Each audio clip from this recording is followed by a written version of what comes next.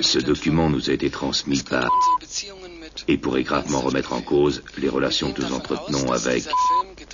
Nous pensons que ce film a été tourné l'année du... Nous sommes en début de journée dans un endroit du monde que nous ne pouvons pas situer. Tout ce qui aurait pu nous renseigner sur ces hommes a été enlevé ou maquillé, et pas un mot ne sera prononcé sur ces images. L'examen du support nous permet de confirmer que ce film n'a fait l'objet d'aucun trucage. Nous ne croyons pas que ces images aient pu être volées.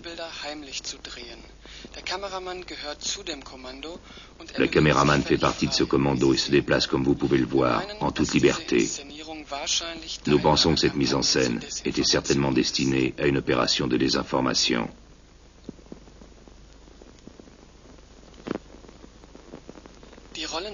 Le dispositif mis en place est relativement simple. Ces hommes surveillent la mer. 2 d'entre eux sont des plongeurs.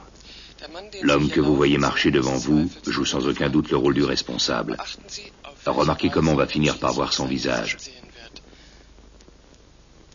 C'est voulu. Cet homme nous est totalement inconnu. Maintenant, faites très attention à ce qui va se passer. Cette tache que vous voyez au milieu de l'image, c'est un homme qui nage. D'où vient-il? Est-ce lui que le groupe guettait? On serait tenté par une réponse affirmative. Si nous la réservons, c'est que les images qui vont suivre ne sont plus volées. Nous avançons l'hypothèse que le caméraman était au courant de la réalité de la mission, tant il insiste sur ce plongeur. Il doit savoir qu'il voit cet homme pour la dernière fois. Regardez-le bien, car dans quelques secondes, il va disparaître sous nos yeux.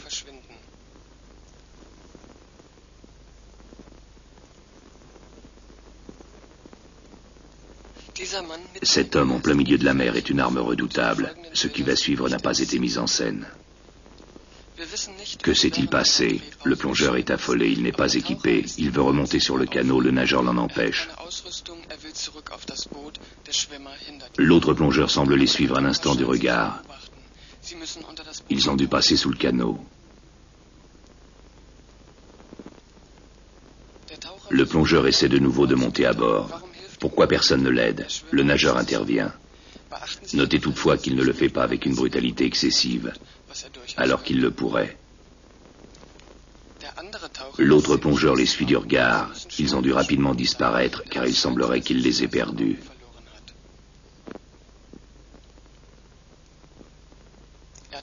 Il plonge.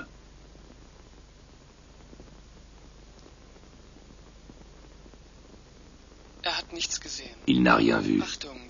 Attention, le caméraman les a repérés. 600 mètres au moins les séparent du canot. Comment peut-il se déplacer aussi vite? Regardez, il tient toujours le plongeur avec lui. Il l'entraîne. Cet homme est doué d'une force prodigieuse. Attention, il vient de réapparaître à une distance d'au moins 400 mètres du canot. Il nage avec une aisance déconcertante. Ce jour-là, cet homme avait décidé de nous montrer qu'une infime partie de ses possibilités. Il plonge de nouveau. On ne les reverra plus. Tout cela s'est déroulé en temps réel, 34 secondes exactement. L'autre plongeur est totalement déconcerté par ce qu'il vient de voir. Il s'obstine à regarder au fond de l'eau. Il sait pourtant qu'il n'y verra rien. Le caméraman nous montre qu'il manque une personne sur ces canaux. C'est la preuve. 7 jours plus tard, le plongeur a été récupéré sur une plage. Cet homme est enfermé dans un asile psychiatrique. Il est le seul à savoir.